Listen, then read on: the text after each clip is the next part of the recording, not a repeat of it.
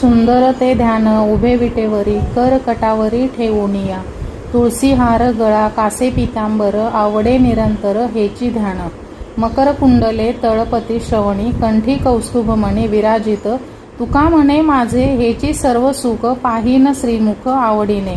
म्हणजेच काय तर तुकाराम महाराज आपले जे उपास्य दैवत श्री विठ्ठल यांचे स्वरूप सौंदर्याचे वर्णन करताना म्हणतात, तो प्रभू विटेवर कमरेवर हात ठेवून उभा आहे, जणू काही भक्तांची वाटच पाहत आहे असे वाटते. रूपाची शोभा नयन मनोहर असून त्यांच्या गळ्यात एक तुळशीची हार शोभत आहे. ते रेशमी केशरी रंगाचे महावस्त्र नेसलेले आहेत.